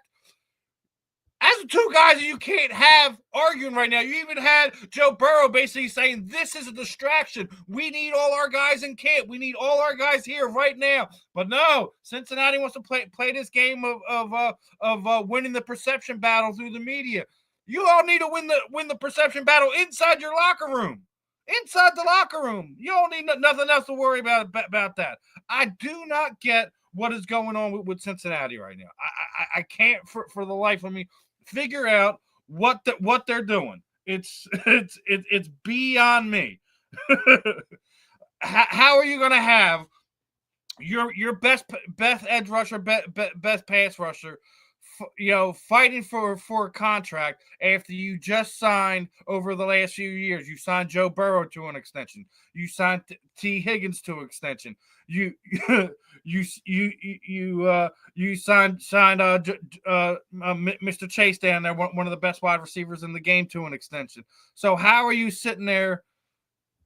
One, not signing your best defensive end, but also not signing your first round draft pick. It is beyond me. I do not get how you could sit there and push that on your guys. It's a rough one for me. I can't I can't get it. I don't get it. And welcome back. I don't know when the world happened. No, you were talking about Shamar. Look, you were talking about Shamar Stewart, and look, Steven, you know what's crazy? And this goes way back to when I played. They said one of the hardest teams to negotiate with is Cincinnati. They said they are one of the hardest teams to negotiate with. Right? The Shamar Stewart thing, at first I was like, dude, maybe he just, maybe he just want his money. Right? I mean, no, maybe it's something in the contract. But here's a head scratcher though. When who said they want to win arguments? They don't want to win games. They want to win arguments. Yeah. I mean, are they lying though? I mean, Trey Hendrickson will go down in history as the only player to lead the league in sacks 2 years in a row, can't get his money. I've never seen it. Shamar Stewart is saying, I know y'all drafted me, but I want the contract to say this. I want the language of the contract to say that. Because Cincinnati, guess what? I know people keep saying Cincinnati got all the leverage. They wanted him to sign a waiver so he could practice. I'm signing nothing. No, I'm signing my name by that X to get my money. Oh, so let me get this straight. You think I want to play football so much and I'm going to sign a waiver so I can practice and y'all ain't gave me my – no. My name is Shamar Stewart, not Boo Boo the Fool. I'm not doing that. And if you are Shamar Stewart, you know what Shamar is really saying? Y'all won't even play Trey. Why would y'all pay him? So I can kind of see the writing on the wall. If I go out there and ball, because now that Sam Hubbard retirement kind of making more sense. Maybe like, dude, they done took all the energy I got, all my drive is gone. I'm leaving. I'm done. I don't even want to play football. Trey Hendrickson, 35 sacks in 2 years. Yeah, we want to see it again, Trey. What? I got to do it again. I got to lead league in sacks for 3 years for y'all to give me a franchise tag? No, I don't understand that Shamar Stewart situation. I would just say the Bengals are dysfunctional. Your rookie pass rusher won't sign. Your veteran pass rusher who led the league in sacks 2 years, y'all won't sign him. And y'all leading tackler, y'all just let him go. This defense is going to be bad. I hope they're going to average 35 points a game Because this defense. Well, no, now you know why. Now you know why Mixon left last year to go to the Houston. Now we know. We know exactly why. They do not want to listen. The writing's on the wall that they only want to pay 3 guys: the quarterback and both of their wide receivers. That's the only one that they've made sure they've taken care of. That's it. And they still gave T. Higgins a problem with getting him one because they franchised him last year. So anyone who's a Cincinnati Bengals fan, I feel for you. I do, my friend. Y'all gonna be in for a long. And by the time he signs, by the time Shamar signs, because here's the thing, right? I mean, he ain't gonna be on the field till like week 6 now. Oh yeah. That has pulled hamstring all over it. Pulled oblique, something. Because people talk about why do guys who are away from the facility come to the facility and tear something? Because I don't want to hear about how hard you are working with your trainer. I don't care. You on the beach picking up, you picking up tennis balls and you do these making all this noise and then when somebody got to push against you, my leg. So I'm just saying it's once again it's Cincinnati now. Like Cincinnati better make headlines right now because there ain't gonna be much to talk about when the season starts. It's gonna be they're gonna get beat thoroughly by Baltimore. Pittsburgh might make it a game, I guess. They might. And the Cleveland Browns, if they start Joe Flacco, turn the TV off. If Joe Flacco is the starter for Cleveland, turn the TV off. After what I've seen through training camp, y'all better start Shedeur because he's been throwing dimes. He's been looking good, and that very well might be the quote unquote steal of the draft when everything's said and done. I think all those pundits that were running their mouths that sitting there saying that Shedeur's bad at this, bad at that, doesn't want to work. Well, it looks like he does to me. And he's in Cleveland, and I'm sure that's probably not where he wanted to go. But it looking like he wants to play. That he's connecting with his teammates, his coaches. Yep. He's doing everything to make sure he gets first team reps. The guy that's drafted above him. If I'm him, I'm asking for a trade to somewhere. You ain't lying. I'll send me to New Orleans where I can play or something. I was about to say you took the words right out of my mouth. I ain't even seen Dylan Gabriel with his uniform. I ain't seen him throw one pass. I know he has. But it's like, have you ever seen a 5th round pick get this much pub, get this much analytics? I mean, have this much feedback and criticism, whatever you want to call it. Cause look, I mean, Jackson Dart. Do you hear about him? No. Cam Ward. I mean, I hear about him a little bit because I'm real close to Tennessee, but I don't really hear about him. Not that much. I mean, the Saints, the guy they drafted, don't really hear about him that much, right? I think the thing is, just like we were saying with Chris Sims earlier, or Chauncey Gardner-Johnson, with his post, sometimes we just get it wrong, right? We don't, Shedeur Sanders can play football. It's never, ever been about how he plays football. In the 2025 draft, the Ohio State Buckeyes had the most receivers drafted. No. It was the LSU Tigers. No. It was my Gators. It was the Colorado Buffaloes. They had the most receivers taken in the 2025 draft. Correlation? Who was throwing it to them? And so, and you know this, Steven, let me tell you something, though. Mike Tomlin, boy, you lucky. You lucky you got Aaron Rodgers. You lucky because you better hope Aaron Rodgers is good, too. Because if y'all find yourself losing to the Browns and Shedeur Sanders is the quarterback, they're gonna answer his resignation right then and there. I'm just saying, I want to see that press conference. I want nobody. Listen, if Mike Tomlin had a restaurant, it would be called Word Salad because that's what he's gonna give. He's gonna give you a bunch of words. They ain't gonna mean a whole bunch of. He ain't gonna really. He gonna give you the big eye. He gonna say things like, well, over here, it's Pittsburgh. We grown men. We go about our business. It's not what you're capable of. It's what you're willing to do. Because we asked you about the quarterback. The next question. He gonna look at his PR guy, get up and walk off. I'm just saying. You could have got Shedeur and you could have still got Aaron Rodgers. You could have got both. I'm just saying that was an option. Yep. And options. I don't know if you've seen, but Bills running back James Cook is disconnected from the team. His house in the Buffalo area is for sale, and I think they're in trouble at running back. I think having him and Josh Allen there has been a good recipe. Buffalo's got some problems. Yeah, and I don't get this. I don't get this. So you go, your quarterback, he wins MVP. I guess. Second team All Pro. We don't need anybody because we got Josh Allen. We go sign, Joey Bosa in the offseason, replace Von Miller and all this other stuff. Well, y'all had it, man. Y'all running game was solid last year. Oh man, it was one of the tops in the league. Why don't y'all sign your running back? I mean, why don't you sign him? Like, you want everything around your quarterback that gives him safety, protection, stability. Well, you got your O-line, got it. You got your receivers, got it.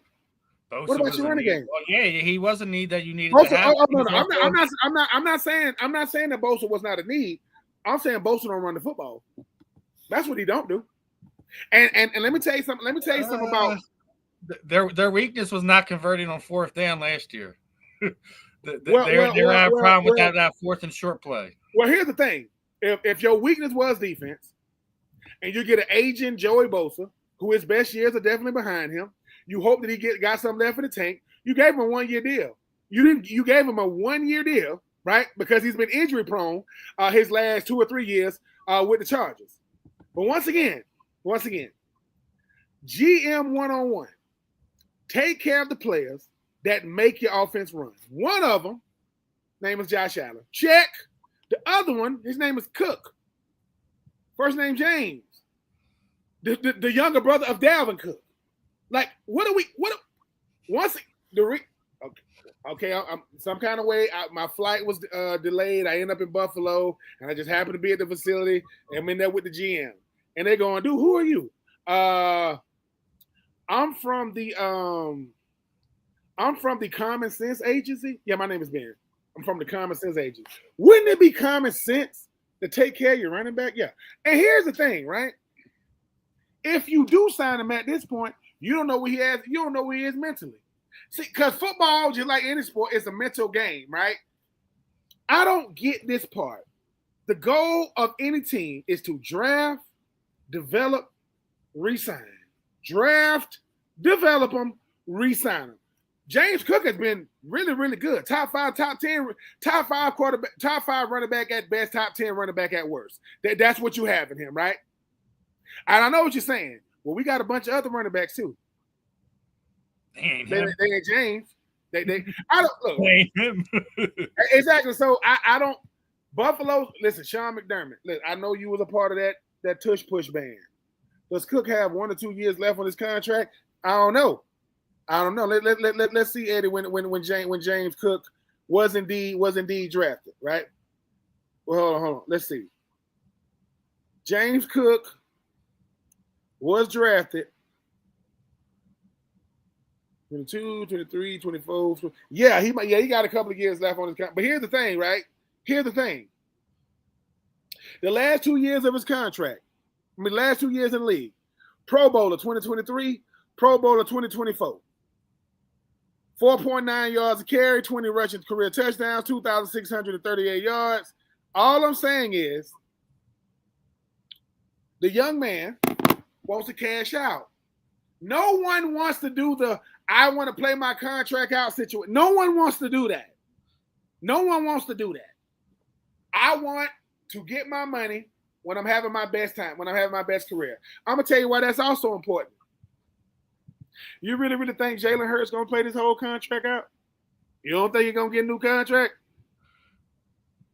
I'll give you one better. Did Saquon Barkley sign a new contract when he first got to Philly? Yeah, he already got an extension, didn't he? I'm telling you. Hold on. AJ Brown done got an extension since he's been. Even that guy down there in Baltimore, Travis Henry, he's already re-signed an extension to the season, and he just went to Baltimore the season before. And And this is what nobody really want to say. Wasn't last year the year of the running back? Didn't they have their full resurgence? Yeah, dude, look how much Las Vegas' running back just got in the draft. He's now a top 5 highest paid running back in the NFL, and he hasn't taken a snap. Yes. So if you are James, let me tell y'all something, people. Let me tell y'all how negotiations work in the National Football League. It's not about what the team think you deserve. It's not about what the outside public is saying. I know what I'm doing right now. I know what I mean to my team. I know you look at certain things. What do I mean to my team? What do I mean to this offense? What is my market in this running back class? Well, we know that Saquon is the top running back. We know that Derrick Henry is number 2. I will go. I can't remember the running back name down there with I would say Josh Jacobs, right? Josh Jacobs. Yeah, Josh Jacobs with Green Bay, probably number 3. I mean, I would say that Bijan Robinson, I think he was in the top 5 rushing last year. James Cook is a top 10 running back. Top 5 guy. I know a lot of people hating on him because he's down there in Atlanta, but he's amazing in the backfield and out in the flat too. But listen, Steven, if you coming off a Pro Bowl year, meaning I don't got to be the best running back to be amongst the best. Saquon is the best, period. And ain't nobody going to argue. Derrick Henry ain't going to argue with you, right? James Cook was a Pro Bowler. He was a Pro Bowler in 2023 and 2024. And you don't want to give him his money. People talking about they just paid Josh Allen. The quarterback's always going to get the most. He is talking about my significance to the team, what I mean to this squad. And basically, in his mind, I must not mean that much. I must not mean that much to him. So trade me, because ain't no loyalty in football, man. You loyalty. Listen. You loyal to your family. You trying to boost your bank account. You trying to boost your worth. You trying to get as much as you can as fast as you can. And it ain't like James Cook is just another running back. No, he's a premier running back, man. Premier. And there are, listen, I know 2 teams. Well, I know 3 or 4 teams that don't want his services. I know about 20-some teams that say, who on the market? James Cook from Buffalo. Call him. Hello? Call that front office. See what we got to get him here. Yeah, listen, I'm just telling you, premier running backs do not happen every day. James Cook is a premier running back. He's 25, 26 years old. He's very much in his prime. He ain't got a lot of tread on the tires, and he's very, very productive in an offense that's wide open. So as much credit we give Josh Allen, as we should, he also has a solid back behind him, or at least he had a solid back behind him. We'll see what happens, but I think by training camp, cooler heads hopefully will prevail. But, I don't know if Buffalo playing hardball, but hey, man, these players. I mean, if you're thinking about it, the way the running back market has exploded, that's probably what they're doing. They're trying to pitch as many pennies as they can right now. Which, in a sense, I can't blame them. But at the same time, you got to take care of that. You can't let that develop into the fact that he's putting his house up on the market. I've been like, whoa. Let's bring this in. But whoa. And another thing too, he been in the league. But Steven, I just saw this. James Cook been in the league since 2022. So last year was his 3rd year. He was a Pro Bowl his 2nd year. He was a Pro Bowl his 3rd year. You know what else he was? He was a co-rushing touchdown leader in 2024. I'm just saying, people, get a man his cheese. And I get it. I mean, they're gonna do what's best for them. But I would think signing my running back is pretty good for business. I would think that. But I digress.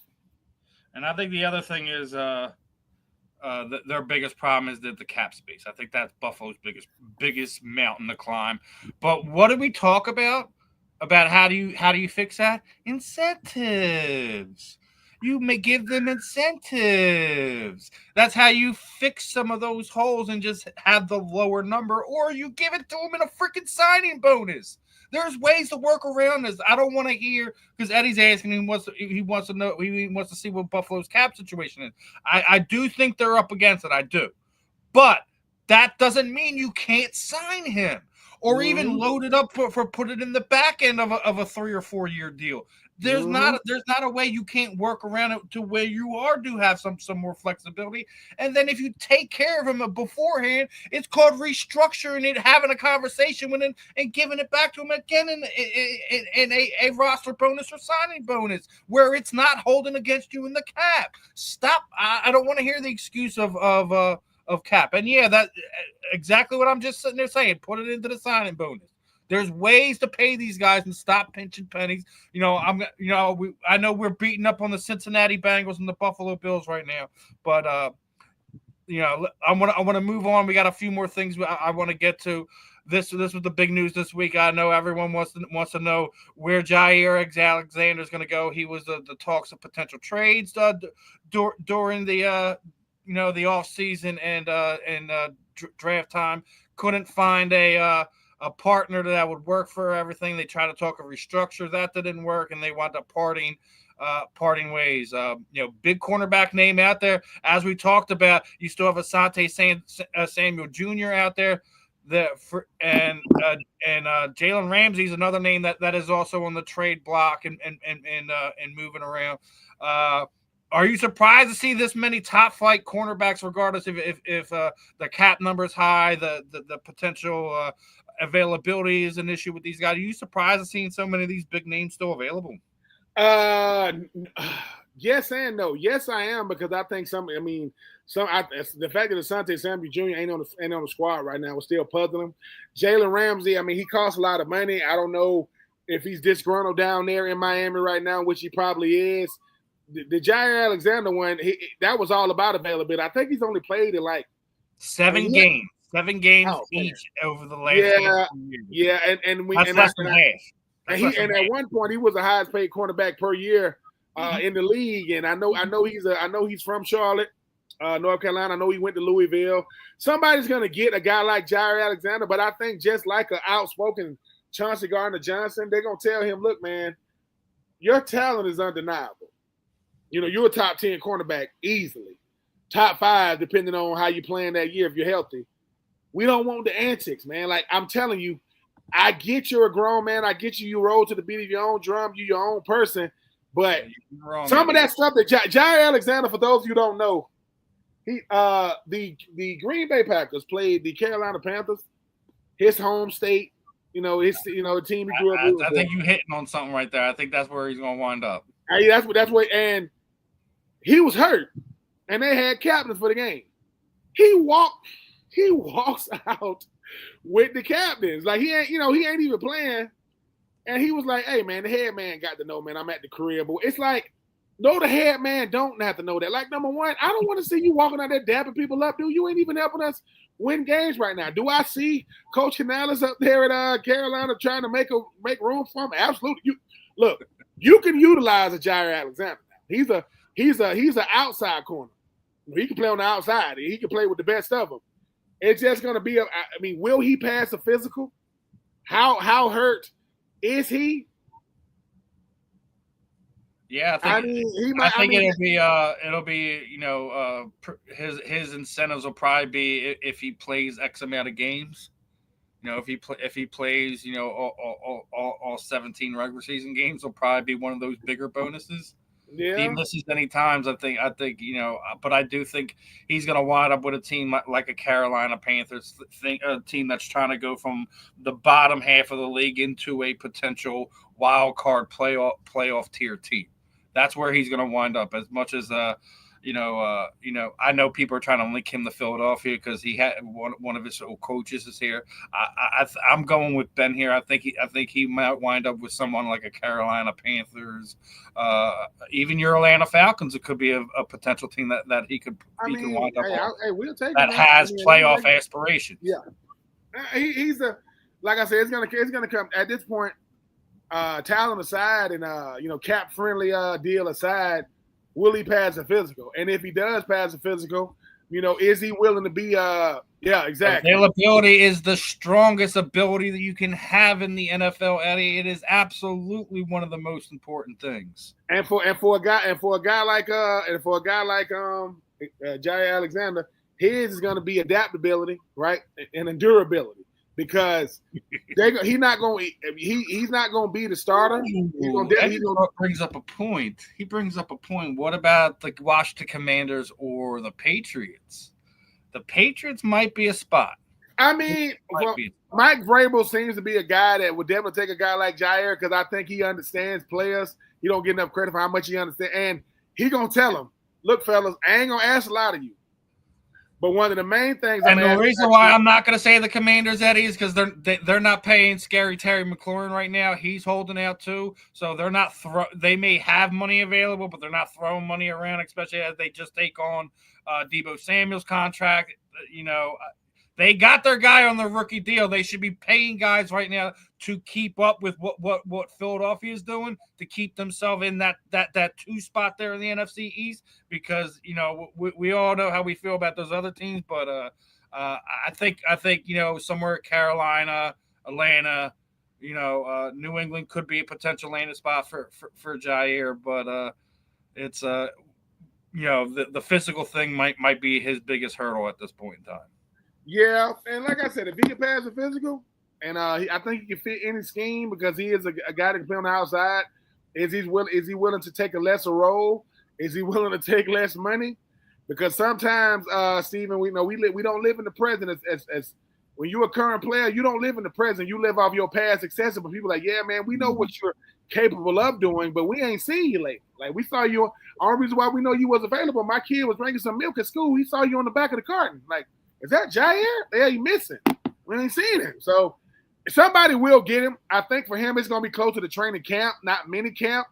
And it's going to be depending on, like I said, his availability, durability, adaptability, and his ability to be able to take less money and not be a distraction. I think you're going from a former all-pro corner that can help your squad. Yeah. And Asante Samuel Jr., I don't know with him what they saying, dude, you're going to have to stop the run sometimes. And I get it, you Asante Samuel Jr. and you are a ball hawk, but they're going to run the ball right at you. So I'm just saying. They ran the ball right at Deion, too. He wasn't the greatest tackler in the world. Hey, man, listen, Deion made so many plays in the passing game, and the fact that he took away one whole side of the field and you couldn't punt it to him. And, so hey, Deion even said the reason why I played that. Deion said the reason why he played receiver in Dallas because he was getting bored playing cornerback because wouldn't nobody throw his way. He said, "I'm out there trying to." I do want to make a note about one of our me and you's former guest on top of some news and notes that popped around. Charles Woodson Jr.'s son has already gotten his official offer from Michigan, so. CWJ it could very well be in Michigan, but we just had Justin Merriman on. I don't know if you've seen, but he's already got 5 offers. He's a freshman in high school. He got one from Boston College. He got one from Connecticut. He got one from Syracuse, UNLV, and of course he got one from Maryland. So the young athletes' sons are going to be littering the field over the next 5 to 6 years, and I wish Charles Woodson Jr. all the best. Hopefully, he does wind up accepting that offer and wind up going to Michigan. And we already know just from the conversation, there ain't no way Justin Merriman does not go to Maryland. Oh yeah. I mean, look, he said his dream. He already told us the game plan. The dream school is Maryland. I'm gonna take all my visits. I'm gonna do the wine and the diner, but I'm gonna go to Maryland. LeVar Arrington, the second, he goes to Penn State, right? These guys want to follow.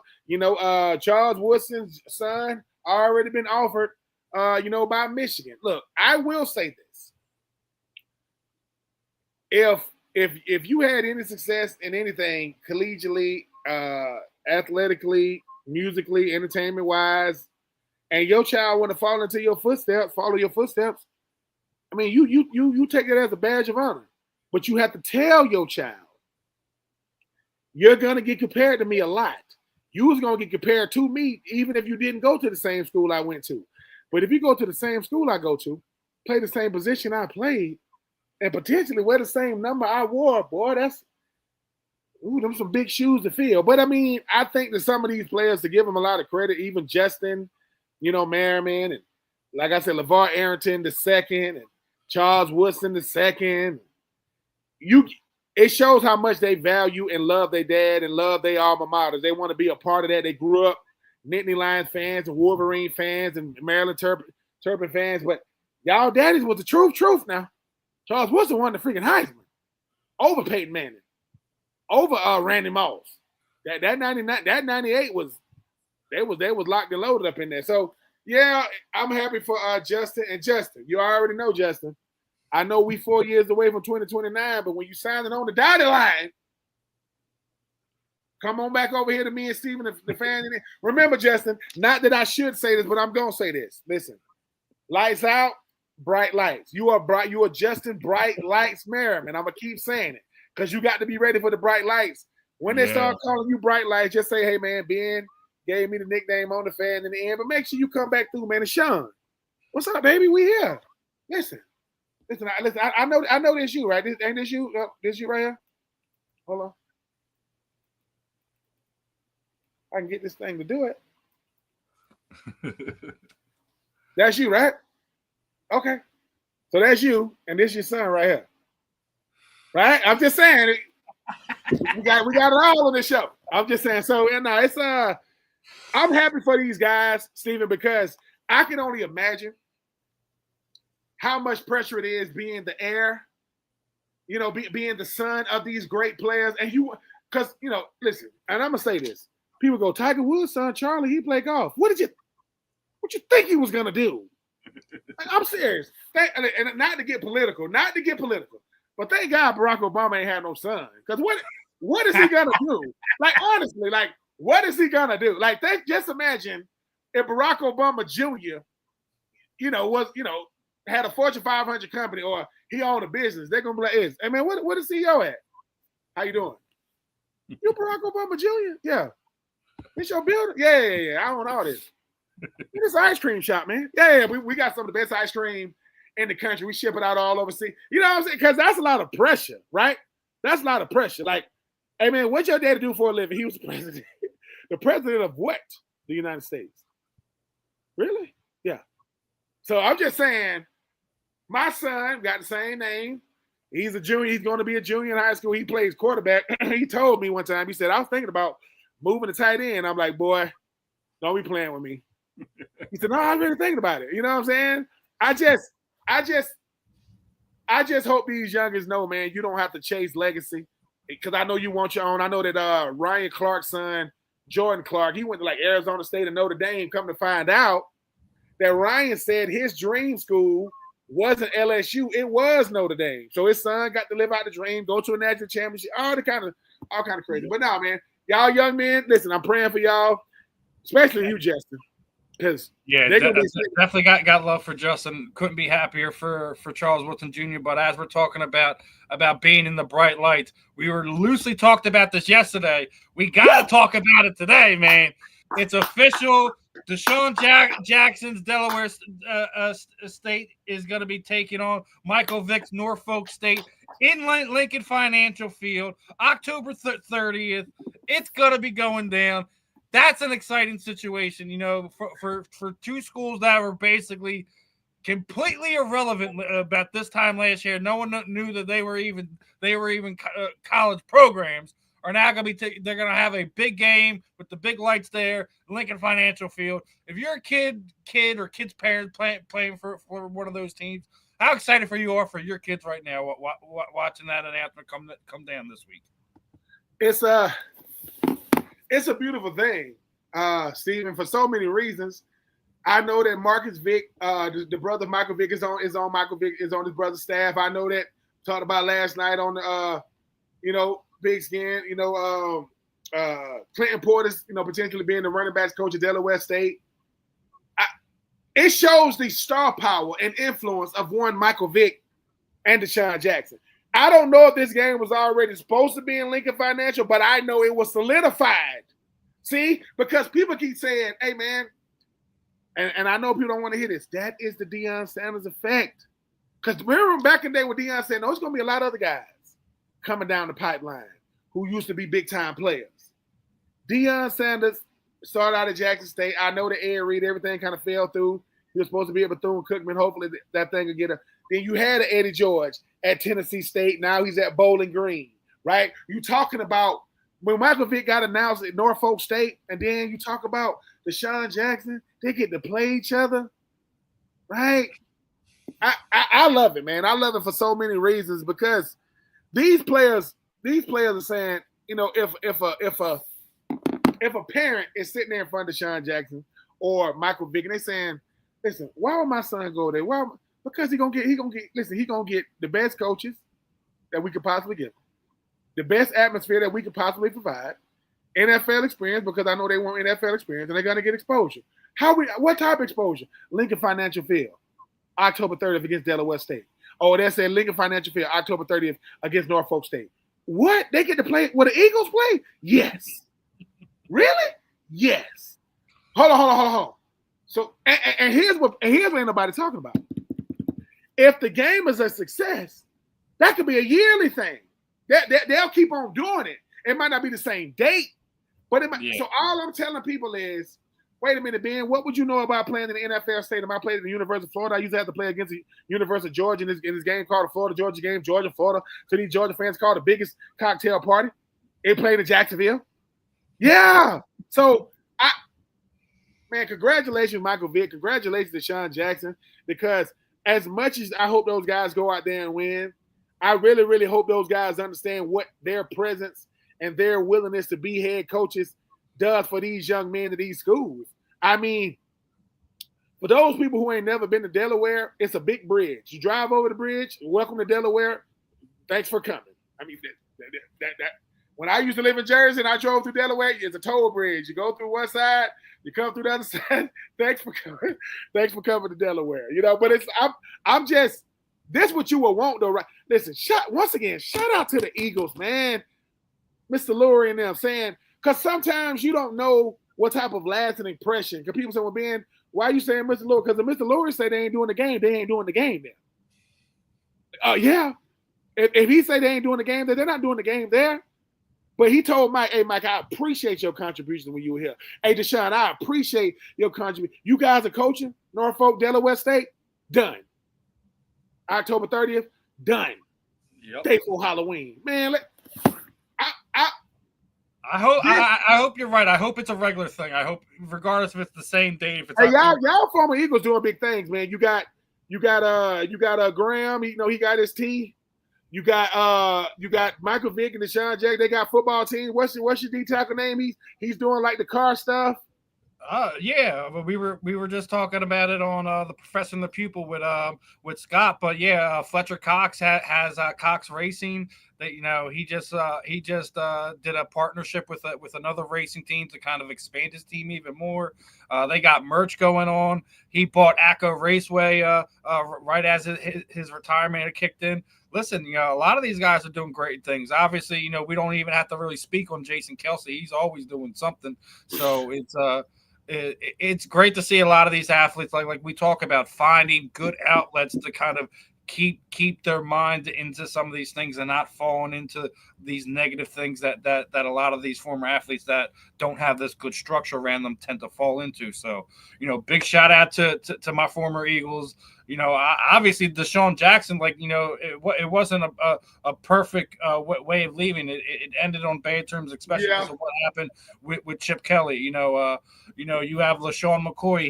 He still shows the Eagles love being one of those media personalities for the, you know, the big show that he's on. So it's good to see a lot of these former guys continue to come back. Hell, Shady and Deshaun, they got a podcast together too. So it's like, you know, there's so much fun stuff that is going on with the former athletes in Philadelphia. Yeah, we may not be the media darlings, but you know, our guys shine pretty bright and definitely got mad respect for them. But a couple more topics, and we're talking about former Eagles, right? I don't know if you've seen this, right? You know, LeGarrette Blount was here 1 year, and he follows Philly more than any other team he's been in. He won Super Bowls in New England, all that. He pays so much attention to what goes on here. He was here for one season, the Super Bowl run in 2017. we're talking about all these former guys, you have guys that've been here. Chris Long's another one. The Green Light Podcast. He was a Ram and a Patriot longer than he was here in Philadelphia. But he just is so entwined in it. It just tells you the culture that happens in Philadelphia. Everyone wants to talk about New York. Everyone wants to talk about LA. Everyone wants to talk about Florida. Philadelphia has culture that is something that is not quantifiable. There's just something about the fan base, the team, the energy that comes out of Philadelphia that the players, once they're here, they do not want to leave. So I think it speaks volumes. We're already seeing the fruit that comes out. We may not be the media darlings. We don't freaking have to be. No one likes us, and we don't freaking care. Go ahead, Ben. No, but LeGarrette Blount, oh, man, Chris Long, they're honest, right? They say, man, it don't take long in the right place. Because, listen, sometimes we spend too much time in the wrong places to where we don't even appreciate the great places. LeGarrette Blount said, dude, I love being over there with the Eagles. He said, why? He said, look, that don't mean I appreciated everywhere else I was. I loved being in Philly. Chris Long was like, dude, it's hard to describe Philly. I know he spent most of his career with the Rams, and I know he was with, I think he was with New England and Philly like back to back. Didn't he win the Super Bowl against New England? Right? When he was in Philly? Yep. Jesus. So I think he won the Super Bowl the year before. I think he played 2 or 3 years in New England. Wound up winning the Super Bowl. Then the following season, and he comes here to Philadelphia, wins the Super Bowl. I think he retired the next season or the season after, one of the two. I think he played one more year after that. But I mean, it's one of those things, man. You just can't put a word to or anything about the effect that Philadelphia has on their athletes. It's why we've become a destination. Regardless if we're talking football, baseball, basketball, hockey, whatever. Now you can even throw soccer in there because you got the Philadelphia Union. It's just a special place to be if you're an athlete. We hold our athletes to a certain level no matter what, but you can't attack our athletes because we're going to attack you. And I think that's one of the things is that we got y'all back no matter what. And I think that's a rare thing in today's day and age. If I had to describe Philly just from what I've heard, and y'all listen, y'all firm, but y'all fair. Y'all fearless too. But if I had to describe Philly, y'all a family, man. Y'all stick together. Y'all will listen. Family will fight each other, but they gonna fight you before they fight somebody else. Like, hold on. We get to fight. We can fight each other. We gonna fight y'all way before we fight each other. Chris Long, LeGarrette Blount, Chauncey Gardner-Johnson, guys that have come there, whether they Deshaun Jackson, we talked about Michael Vick, guys that have come. They all say the same things, man. And oh man, you could ask them where they play. Oh, I played. What about Philly? Like, oh man, Philly, man. It's different. It's a different type place because there ain't no hiding in Philly. They love you, but they gonna be honest with you. It's not malicious. It's not with ill intent. It's 100% honesty, and they gonna say it to your face. They gonna come up to you. Eating, say, man, how you doing, man? How you doing, miss? How you doing, little lady? Hey, man, what we doing, man? We got to do better. Gilly the Kid is a true depiction of Philly. Very, very, very passionate.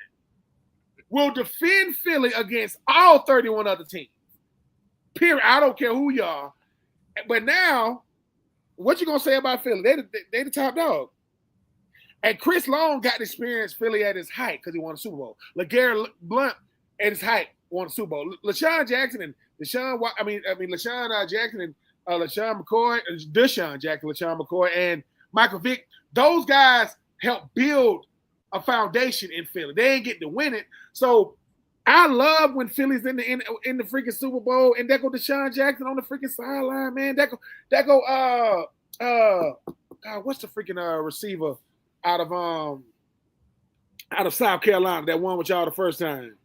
His name escapes me. Alshon Jeffrey. Listen, and they sitting there with their phone. They like turning the fans, and they Super Bowl champs with like that's what Philadelphia does for you. it lets you feel the full NFL experience. And like I said, I played with the Titans, very classy organization. I got a chance to play with the Bucks. They're a classy organization, and unfortunately, unfortunately, I also played with the Raiders. When I played with the Raiders, it wasn't like it is now. Good God. I had Lane Kiffin as my head coach. He got fired after 5 games. Then I got Tom Cable. They had and this is no lie, they had like rotten, like bananas and apples and on the ground. They're like, dude, you supposed to eat those? Those are rotten. That's all. Well, bring your own fruit and hit in. I will if I got to eat that. I'm just saying. But so I understand what LeGarrette Blount is saying. He is saying, I love Philly, and I can never do for Philly what Philly has done for me. And Chris Long, he's saying, look, man, I was former number 2, number 3 overall. I think it was the number 2 overall pick out of Virginia. And, yeah, I didn't necessarily become the player people thought I would, but I got a chance, and I started his career with the Rams. It ain't the Rams. This ain't the Sean. That was the St. Louis Rams, too. That was the St. Louis Rams. These are the St. Louis, good God, Rams. Well, what is going on with the Rams? But I respect when players pay homage and respect to a team like Philly, because if you grew up in Philly or you root for Philly, you are gritty. You can handle a lot. You ain't scared of hardly anything. And that's how, so shout out Chris Long and Garrett Blount is saying, listen, no, what he's really saying is people talking to him saying, man, why you always got this Philly stuff on your timeline? Stay off my timeline then. Stay out of my algorithms. You know what I'm saying?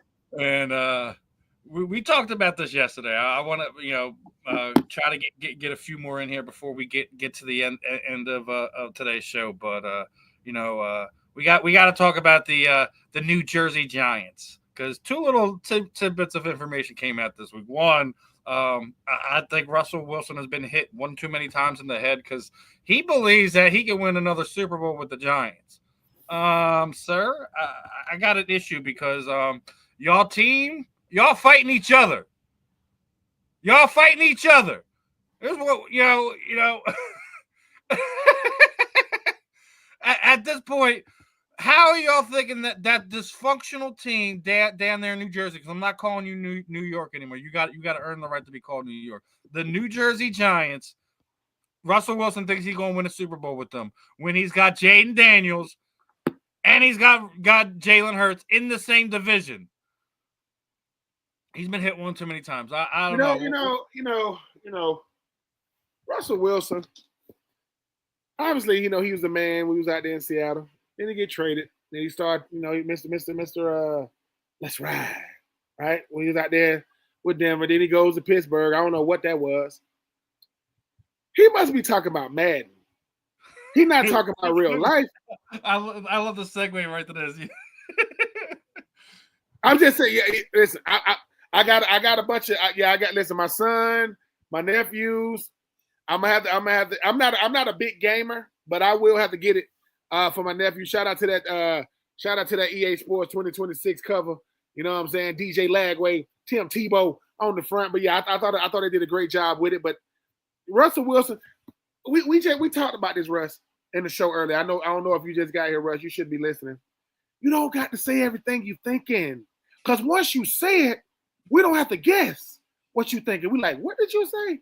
So already in the NFC East, Brian Schottenheimer say Dak Prescott is a developmental quarterback. You say I got a shot to win a Super Bowl. I think I got a shot to go to another Super Bowl with the Giants. What are you talking about? What? I know you got Malik Neighbors. I know you got Slayton. And I know y'all got, Abdul Carter and Kayvon Thibodeau and Brian Burns and Dexter Long. Y'all are going to get waxed. It's going to get ugly. This NFC East, forget who else y'all got to play. Y'all are going to be the bottom feeder. Dallas going to beat y'all. Washington going to beat y'all. And Philly going to beat the hell out of y'all. So look, you're trying to ingratiate yourself with your teammates. I get it. Russ, you married to Sierra, got a lot of money. You know what I'm saying? Just go shh. Like what? What? Really? Come on, man. I'm always sound like Scott. Really? No, man. We not Russ. Come on, man. And look, and for the guy that said if this is us, we got to shoot the fade. Yeah, we really do. Like you yoking me up. Come on, cameraman. That's the one you gonna put in the. God, dog. It's like I know y'all got these cameras that got like the 47-inch lens that can take like 275, pictures a millisecond. Think about that player getting yoked up, and somebody go, "Hey, dude, you were fighting in practice?" I said, "No." They're like, "You sure?" Yeah. And they go, "Is that you?" And you like, "Oh shoot." And then your team is like, "My bad, my bad." We got to come on. Yeah, we got the NFC East does have the tough schedule, playing the West, playing the North, which had that is tough. That is tough. The North had both the wild card teams this year, and I think they're going to be just as tough. I already said that you can even put the Bears into the mix just because of the improvements they made on the offensive line. Yeah, they lost Keenan Allen, which I think that's a player's name we're gonna have to watch heading to one of these contender teams over the next few weeks. Is Keenan Allen still out there?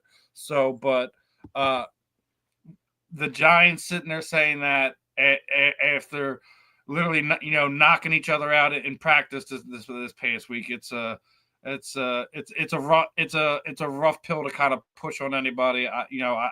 I love who Russell Wilson was. If you think about it, he almost ended up here in Philly before we drafted Jalen when he initially went to Denver. I'm infinitely glad that we wound up with Jalen. Even at the time, I thought it was the silliest pick after you just signed Carson Wentz to that contract. But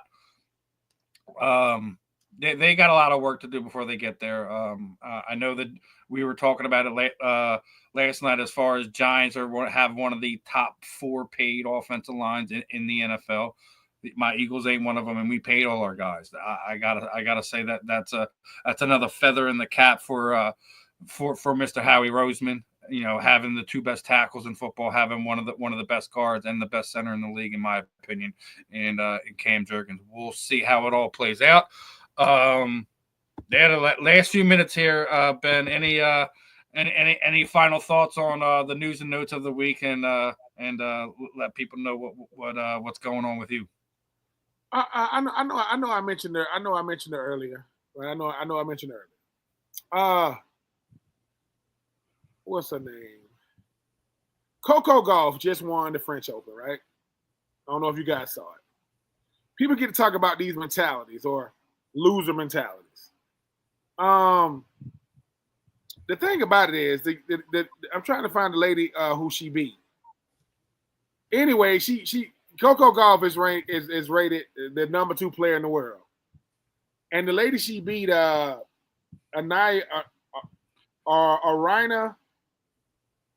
Sabalenka. After the match, right? It was a great match. They had to go 3 sets. It was back and forth. It was thrilling. Sabalenka sounded like a person that just lost. Sounded like Chris Sims.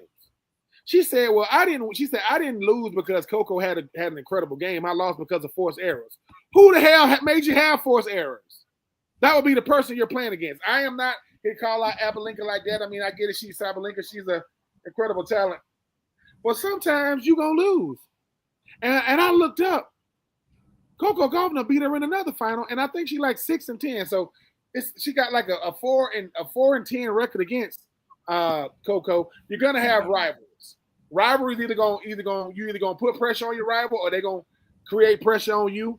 But don't have that type of mentality. Don't say I lost because I didn't lose because the other team, the other person played incredible because I played bad. Well, who made you play bad? You ain't just play bad on your own. And man, they always can follow me, at being Troupe on all social media platforms. Listen, the gentleman last night, man, whose name was the Southern Fried Gentleman. That is one of the greatest names.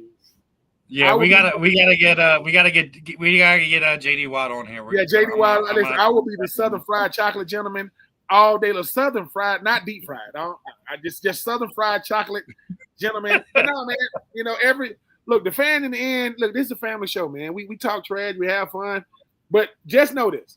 If you say something idiotic, we ain't calling you an idiot or stupid. We saying what you said was idiotic and stupid. And if we find you, we coming at you, whether your first name is Chase or Chris or Chauncey or Brian. I'm just saying, or Russell. You say something dumb, we calling out the dumb statement, not you. You just happen to be the one to say the dumb statement. But just keeping it fair, keeping it cheap. Yeah, we're gonna have some fun here on the South Florida Tribune Media Network. I'm gonna be running things over the next week as Scott and Candy are taking a European vacation. So you're gonna see me and Ben a little bit more over the next few weeks as we hold it down for our owners and our resident Rolls Royce and Miss Candy. But again, make sure you guys are locked in that next week. We got 2 big interviews. One that will be airing in about a month or so, a big athlete, but Mr. Dr. Irvin Fire is going to be joining us. I love you guys. Peace out. We'll see you next week.